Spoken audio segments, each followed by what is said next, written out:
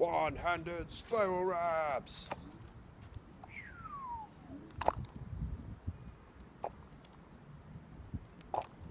Okay, so to get this, it's much easier to learn it in floor and ceiling plane.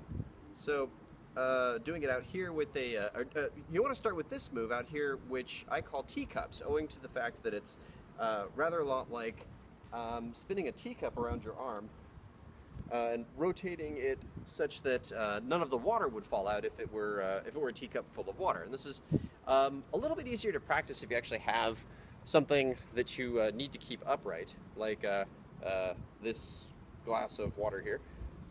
And just trying to keep it facing straight up is a good way to get the arm motion down, but not really or to get the body motion down, but not really the arm motion down, because eventually you're going to want to have it like right out here.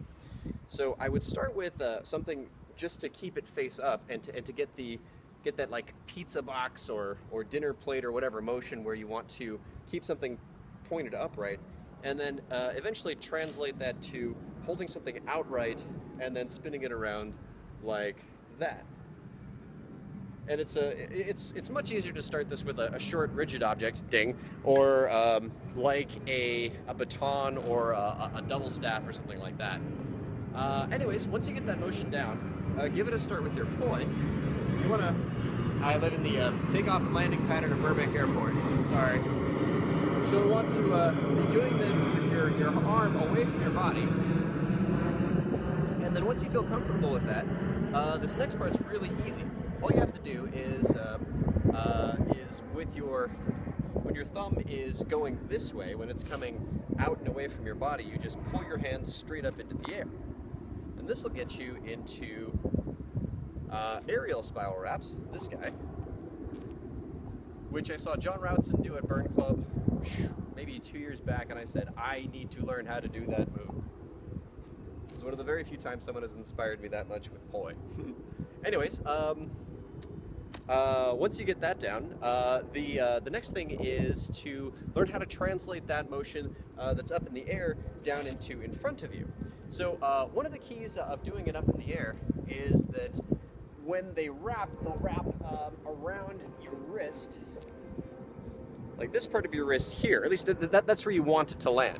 The first couple of wraps will sort of inevitably, or unavoidably is probably a better way to describe it, come out of wherever your grips are. So this one will come down to around here, because the poi are going to like sag down in the air. If they're going down like this, they'll start up here, but then gravity will pull them down to here. That's actually a good thing when it's up in the air, because you're much more able to consistently get them to land onto a predictable control point, onto this part of your wrist. Whereas if you try to get it onto your hand here, when it's in aerial mode, they'll more often, or they'll frequently, for me, sag down a bit anyways. So I found, and this might work for you, it might not.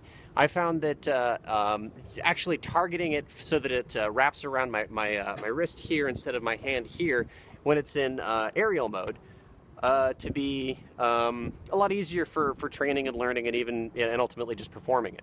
Anyways, once you have that down, it's really just plane bending it from up here until it's in front of you, doing the same motions.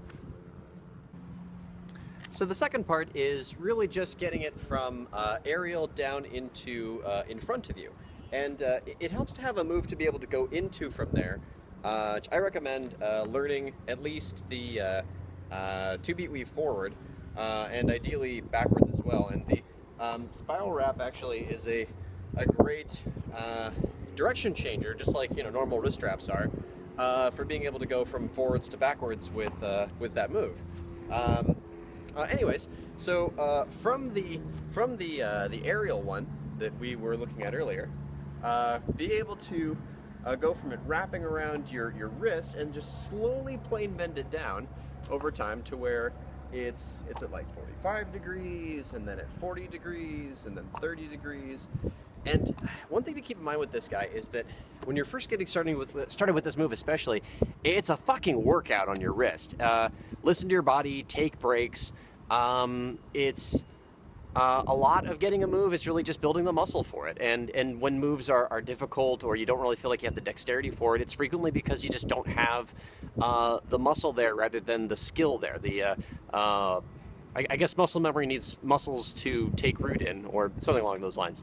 Anyways, so once you, where was I? Oh yeah. So once you're able to plane bend it down pretty consistently, you'll notice that once it's down here, like we were talking about earlier, it'll start actually being on your.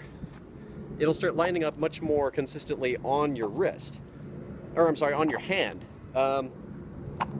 and you still want to get that kind of like turning into it and then turning out of it motion, so that you absorb the last bit of the momentum of the first rotation, and then you push off of that and bring it into the next one. Otherwise, if it's bouncing off your hands, you have to turn it a lot more while it's already rotating in order to give it the momentum it needs to sustain the motion. So remember, it's kind of catch and then release it in both directions. And yeah, I guess that's about it.